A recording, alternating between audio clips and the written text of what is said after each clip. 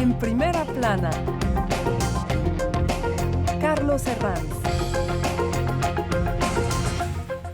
Bienvenidos en Primera Plana, un programa de Radio Francia Internacional y de France 24. Esta semana ponemos el foco en la figura de Vladimir Putin, quizá de la que más hablamos en la actualidad. Para ello me acompañan en este estudio Eusebio Val, corresponsal del diario La Vanguardia en Francia. Bienvenido. Hola, gracias. Rafael Cañas, delegado de la agencia EFE en Francia. Bienvenido. Gracias, Carlos. Fernando Abaquian, experto en el espacio exsoviético. Bienvenido, Fernando. Buenos días, Carlos. Y a distancia en duples, Ana Kowalczyk, internacionalista de la Universidad de Chile. Bienvenida, Ana. Buenos días, gracias por la invitación. Radiografía Putin, el autócrata que tiene en jaque al mundo, hoy en Primera Plana. Se cumple un mes de la invasión rusa de Ucrania, como ya acuñan muchos mandatarios, de la guerra de Putin. Durante las últimas semanas en este programa nos hemos centrado en la guerra y en sus consecuencias a todos los niveles, y hoy nos centramos en la persona, en él, en Putin. Hombre autoritario, gran estratega geopolítico, manipulador mediático, con imagen prototípica de virilidad y de aprecio por valores morales tradicionales de la nación rusa, con una determinación clara por recuperar un peso internacional para su país que quizás haya ido creciendo de manera desbocada al sentirse humillado. ¿La de Putin es una batalla ideológica o tiene poco de ello? ¿Cuánto de personal tiene la guerra de Ucrania? Son algunas de las preguntas que hoy nos hacemos. Antes de ello, repasemos algunas portadas. Kuguega Internacional, en la cabeza de Putin, un ejercicio que vamos a intentar hacer hoy en el programa. Dice la publicación que el mandatario ruso busca a todo precio mantener su esfera de influencia. Liberación, con otro de sus juegos de palabras. Putin de mal en peor, pero así escrito juega con esa terminología del mal imperio. Contundente la revista Time con esta portada, el retorno de la historia, cómo Putin ha hecho polvo los sueños de Europa. Les voy a pedir para empezar a mis invitados un ejercicio, si tuvieran que definir a Putin con unos pocos calificativos en una ronda rápida, con 2 o 3 trazos, ¿cómo lo definirían? Diría que es un autócrata al que el ejercicio tan prolongado del poder ha hecho perder racionalidad, ¿no? Se le creía un individuo calculador y racional, pero después de más de 20 años da la sensación de que ha perdido la racionalidad en su conducta. Rafael.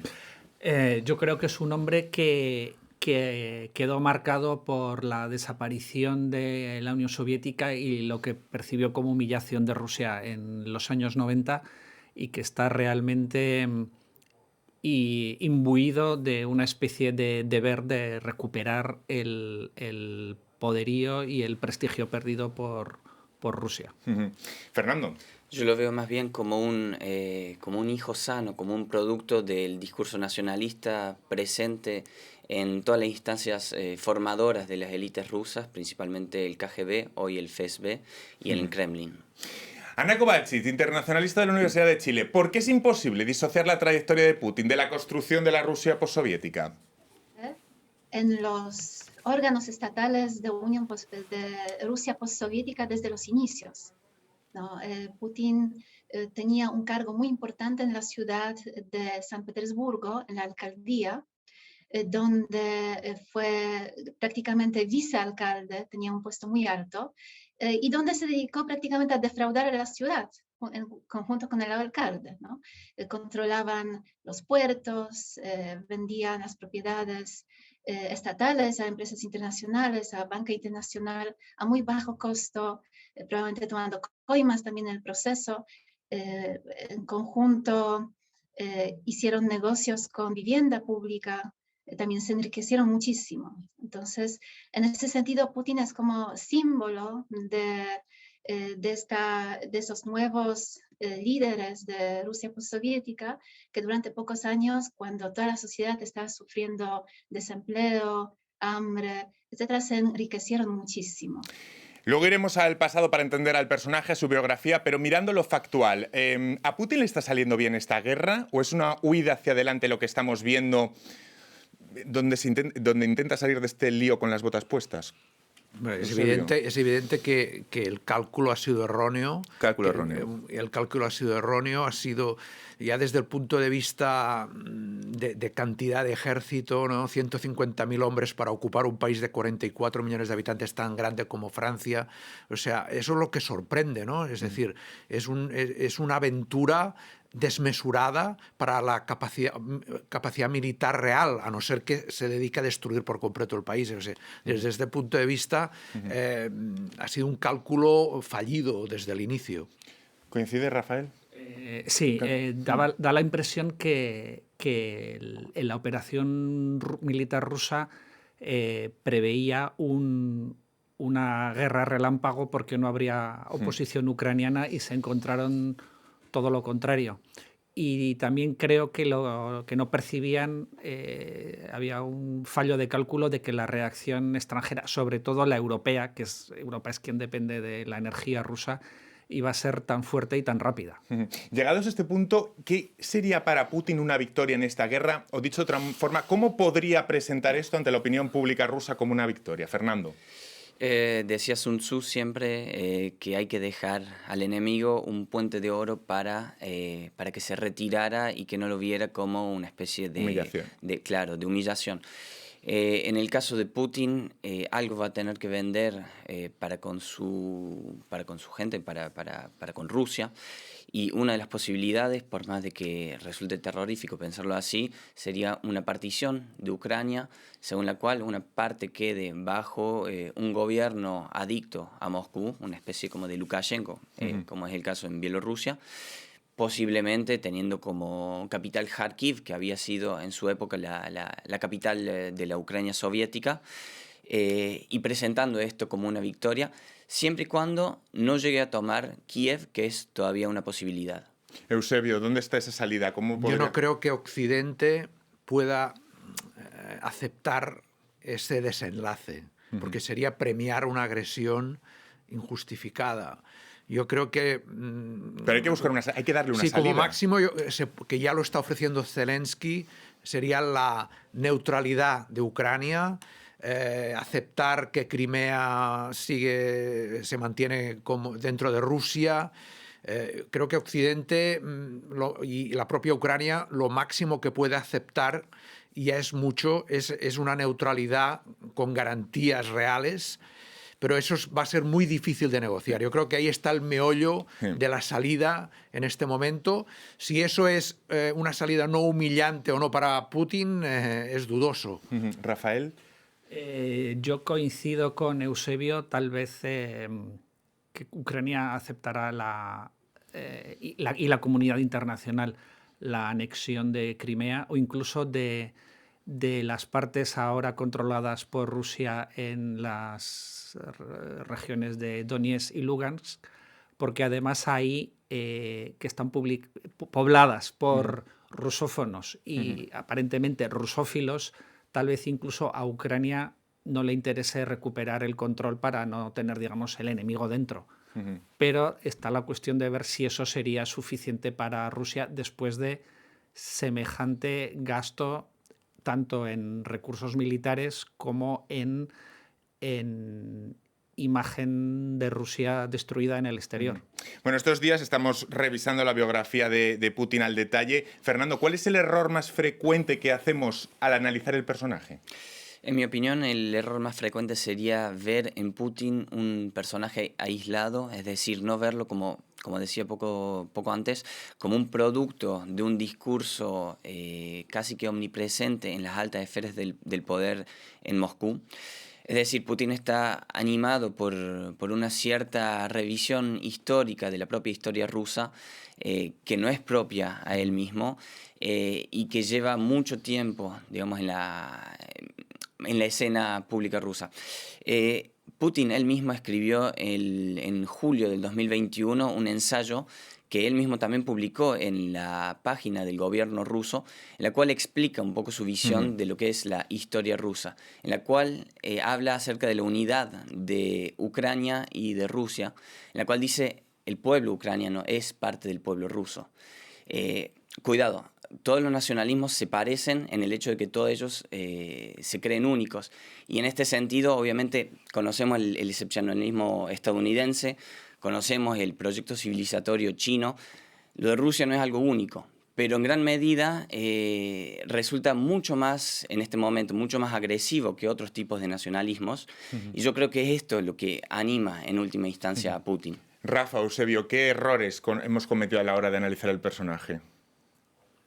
Bueno, esto de que no es un fenómeno personal, ¿no? Quizás producto de un desequilibrio, ¿no? que hay toda una estructura de pensamiento detrás, y que la caída de los imperios siempre es muy problemática, ¿no? Y yo creo que Occidente quizás ha cometido también el error durante estos años, del 2014 hasta ahora, de no haber ofrecido a Rusia este estatuto de neutralidad de Ucrania, de ir insistiendo hasta el último momento. Las puertas de la OTAN están abiertas, las puertas de claro, no habría que darle excusas, ninguna excusa a Putin. Y yo creo que es intolerable e injustificable lo que ha hecho Putin, pero Occidente en estos años no ha tenido una política inteligente para prevenirlo. Voy a lanzar la misma pregunta a Ana Kowalczyk, desde Chile. ¿Cuál es el error que más frecuente hemos hecho a la hora de analizar a Putin? Sobre todo, Putin parece ser analizado como un personaje racional, ¿no? ¿Y por qué se lo considera racional? Se lo considera racional porque le interesan intereses económicos, sobre todo, ¿no?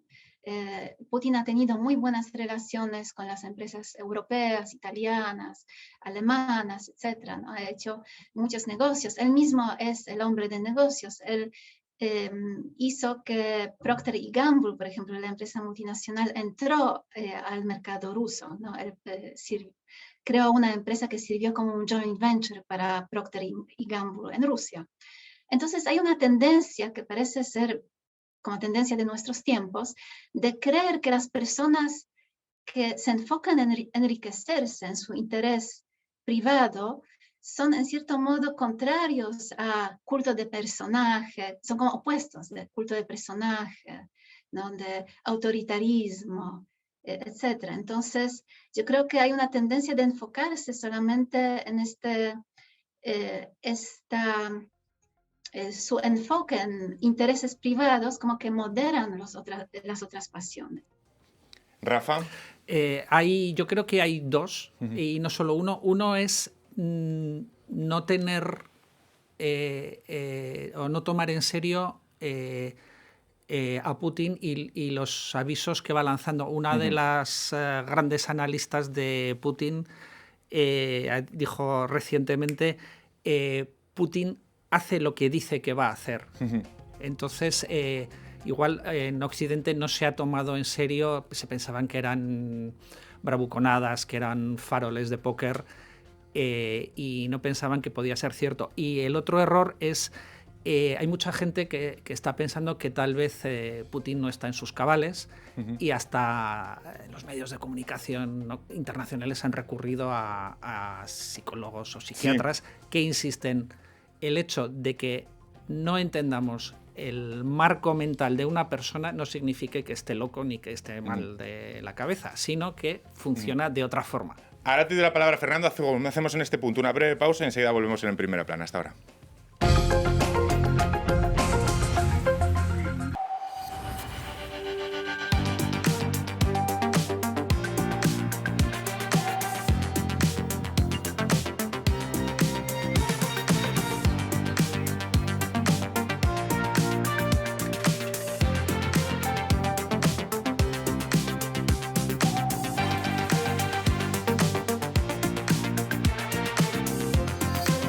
France 24, la economía día a día. Liberté, égalité, actualité. Reporteros, el programa de reportajes de France 24. Descubra las historias de la gente con nuestros reporteros por todo el planeta. Nuestros periodistas van donde ocurre la noticia para contársela. Cada semana, Reporteros le trae una historia inédita. No se la pierda. Reporteros, en France 24 y france24.com.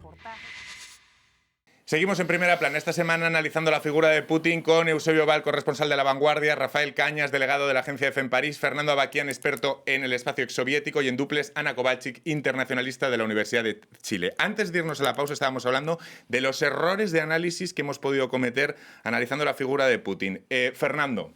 Sí, algo que me parece importante de recalcar es que desde Occidente tendemos muchas veces a olvidar el factor interno, es decir, los motores internos de la expansión rusa. Es decir, la grilla de lectura según la cual la expansión de la OTAN podría simplemente explicar por sí misma la agresividad rusa termina siendo insuficiente. Tenemos que entender a Rusia como un proceso, como un polo civilizatorio, es decir, como una civilización y no como un país. Y en ese sentido, cuando uno habla de Rusia, por lo general habla de las fronteras actuales de la Federación Rusa, cuando desde el punto de vista del Kremlin se habla siempre de lo que ellos mismos dicen el Ruski Mir, es decir, el mundo ruso, que no necesariamente coincide con las fronteras cambiantes de la Federación de Rusia. Entonces, cuando uno se plantea por qué avanza el Kremlin ante Europa Oriental, y en realidad no necesariamente esto obedece a una expansión de la OTAN, aunque sí, sin duda, eso implica en alguna medida como la necesidad de actuar por parte del Kremlin. Pero esta visión patrimonialista para con el resto de los pueblos eslavos y de Europa Oriental en general precede a la existencia de la OTAN y está en la génesis misma del Estado ruso, de la creación del Estado ruso. Vamos a hacer un breve repaso a la biografía, los puntos fundamentales de la historia que han marcado a Putin. Ana Kovalchik, se oye y se lee mucho de que los años de la KGB y luego su paso por el FSB, el Servicio Federal de Seguridad, han sido determinantes para el recorrido de Putin y la concepción que tiene de la Rusia que está construyendo. ¿Qué tan cierto es?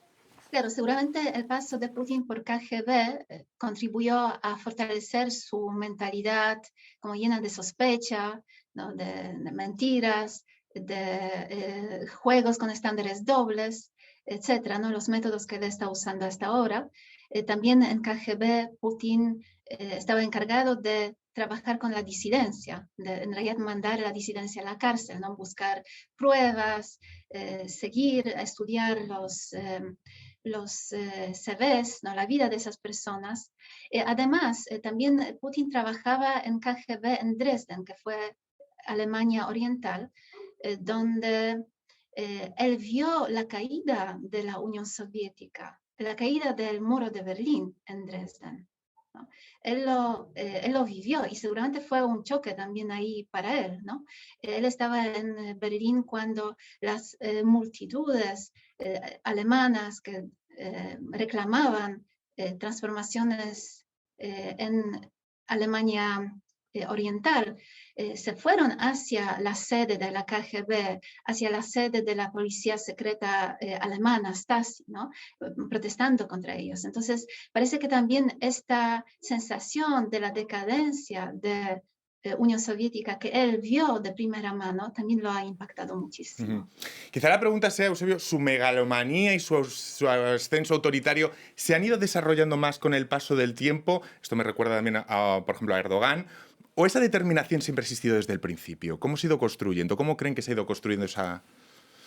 Yo creo que se ha ido construyendo, y es que, claro, yo creo que uno de los elementos del análisis es el carácter autoritario del régimen, ¿no? Este tipo de sistemas necesita este expansionismo, esta necesidad de generarse enemigos internos y externos. Yo creo que esto es una de las claves para entender... Sobrevive gracias a ello, ¿no? Claro,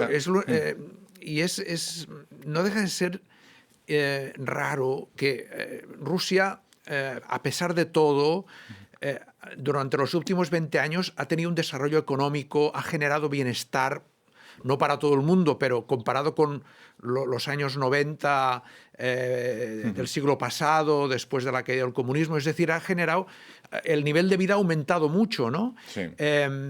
Y ha demostrado una cosa que también, que una dictadura, un régimen autocrático puede generar bienestar material.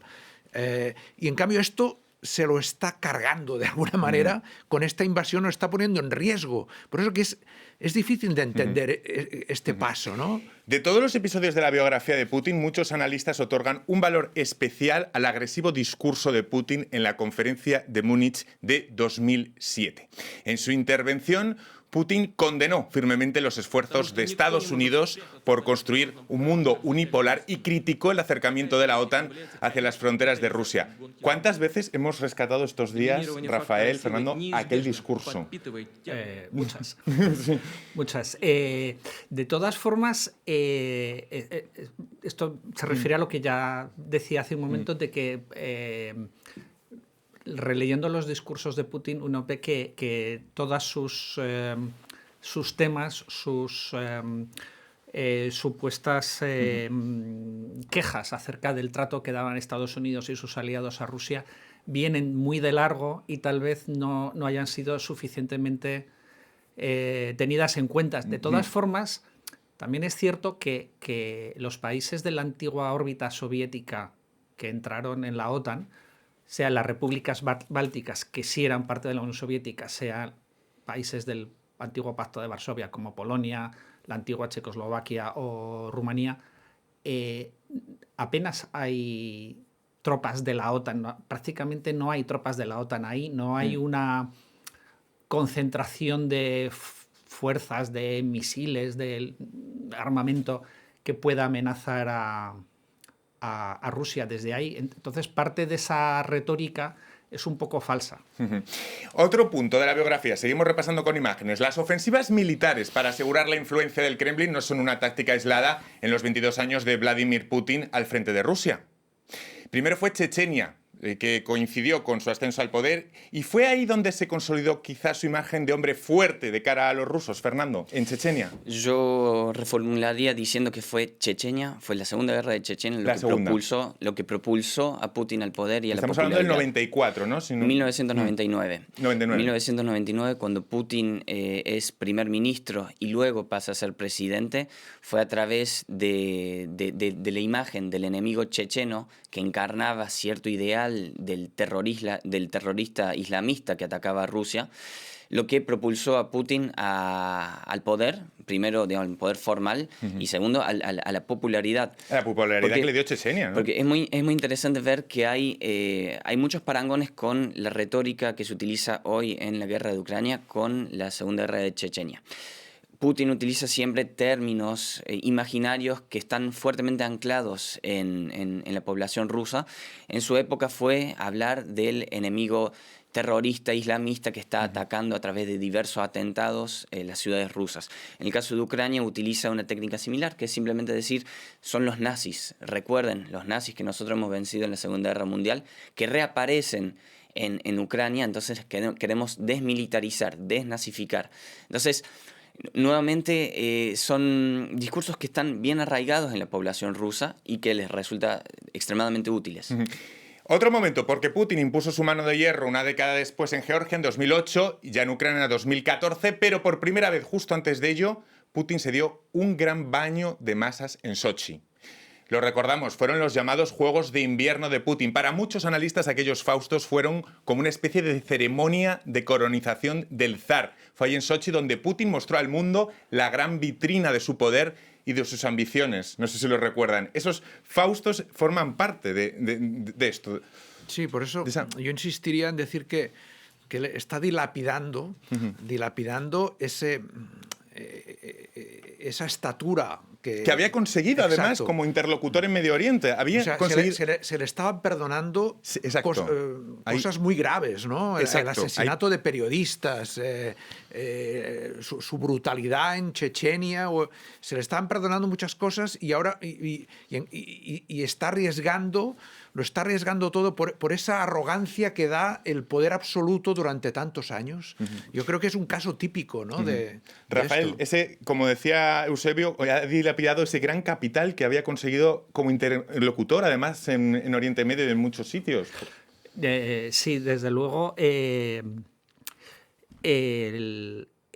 La imagen de Putin en Occidente está actualmente destruida. Ay, perdóname. que Nada, no te preocupes, Fernando. No por... Pero es cierto, me parece importante recalcar lo siguiente. Justamente Putin quiere una vez más ser la imagen del líder de los pueblos eslavos, y en ese sentido está ganando cada vez más popularidad en Rusia, aunque esto es muy difícil de verificar. Claro, esa es otra. Pero por otro lado, posiblemente, si esta jugada le sale bien, en alguna medida esto va a generar apoyo en el resto del mundo eslavo, como por ejemplo los serbios, que no saben qué hacer, dónde posicionarse entre Europa y Rusia. No se sabe qué va a ocurrir en Bielorrusia luego del fin de la guerra, que no sabemos qué va a pasar. Rafa.